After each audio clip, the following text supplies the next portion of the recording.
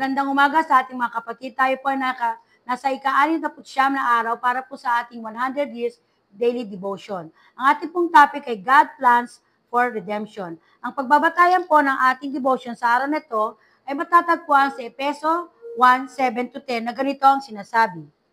Na sa Kanya meron tayo ng ating katubusan sa pamamagitan ng Kanyang dugo na kapatawaran ng ating mga kasalanan ayon sa mga kayamanan ng Kanyang biyaya na pinasagana niya sa atin sa buong karunungan at katalinuhan, na ipinakilala niya sa atin ang hiwaga ng kanyang kalooban ayon sa kanyang minagaling na ipinasya niya sa kanya rin, sa pagiging katiwala sa kaganapan ng mga panahon upang lipunin ang lahat ng mga bagay kay Kristo, ang mga bagay na nag-asang sangkalangitan at ang mga bagay na nagkangay sa ibabaw ng lupa sa kanyang sinasabi ko.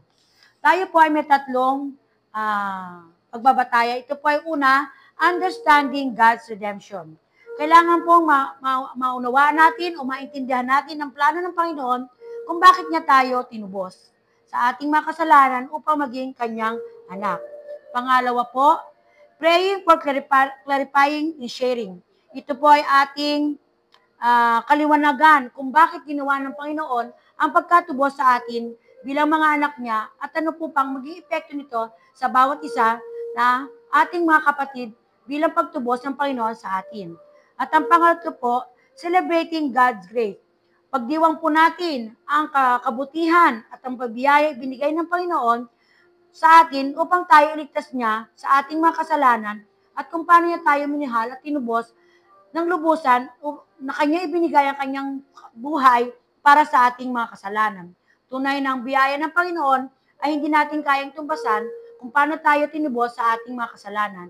Naway patuloy nating alalahanin ang bawat bahagi ng katawan ng Panginoon na ginamit niya upang tayo tubusin sa ating mga kasalanan. Tayo po ay manalangin. Panginoon, maraming salamat po sa binigay mo sa aming talata at mga paalala, Panginoon, kung paano mo kami, Panginoon, niligtas ng iyong dugo at buhay, Panginoon, upang kami ay iyong iligtas sa aming mga kasalanan. Ikaw ay nagpabayubay sa krus, Panginoon. At sana po, Panginoon, ito ay manatili sa aming mga puso at manatili kaming nakahawak sa iyo bilang pasasalamat namin sa lahat ng bagay na ginawa mo sa buhay namin. Ito po ang aming samot dalangin sa matamis sa pangalan ni Jesus. Amen. Muli po, magandang umaga sa inyong lahat at ating pong ipagdiwang ang 100 taon ng ating simbahan. To God be glory.